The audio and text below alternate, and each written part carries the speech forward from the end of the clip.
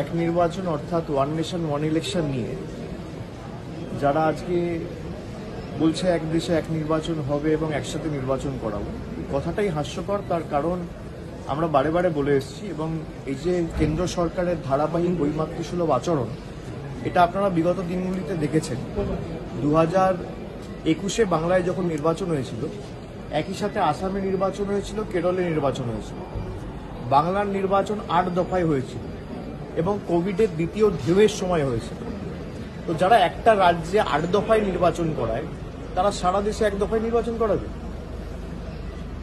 1 মাস 1.5 মাস আগে ঝাড়খণ্ডে ইলেকশন হয়েছে। ঝাড়খণ্ডের মতো একটা ছোট রাজ্যে 2 দফা ইলেকশন করাতে হয়েছে। যারা একটা ছোট রাজ্যে 2 দফা ইলেকশন করাচ্ছে, তারা 1 দফা ইলেকশন করাবে। তো হাস্যকর। গত 2024-এর লোকসভায় 7 দফায় বাংলায় নির্বাচন হয়েছে। কোথাও আমার লোকসভা কেন্দ্র, আমি আপনাকে বলছি, ডায়মন্ড হারবার লোকসভা কেন্দ্র 3 দফায় হয়েছে। একটা লোকসভা কেন্দ্র।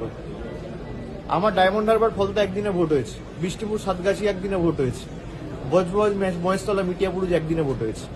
একটা সংসদীয় কেন্দ্রকে যে 3 দফায় ভেঙে ভোট করায় যে সরকার এবং নির্বাচন কমিশন, তারা সারা দেশে 1 দফায় ভোট করাবে।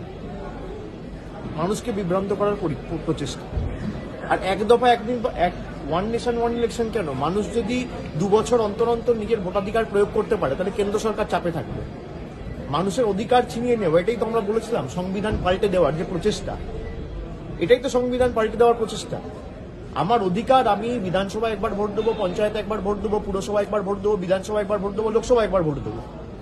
আমার 5 বছরে 6 বার ভোট দেওয়ার অধিকার, সেটা আপনি কেড়ে নেবেন, দিয়ে বলবেন 1বার ভোট দেবো। এটা হয় নাকি?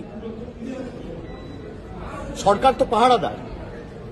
আপনি যদি পাহারাদারকে বলেন 30 দিনের মধ্যে 25 দিন ডিউটি করতে হবে না, খালি 2 দিন ডিউটি করো, তাই হচ্ছে। অ্যাকাউন্টেবিলিটি থাকবে না।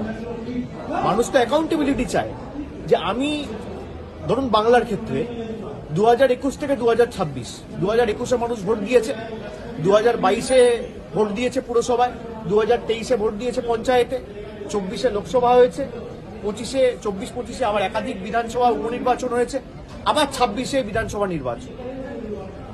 মানুষ 5 বছরে 6 বার ভোট দেওয়ার অধিকার পাচ্ছে। সেখান থেকে কেন্দ্রের বিজেপি সরকার বলছে না, এই ক্ষমতা আমরা কেড়ে নেব।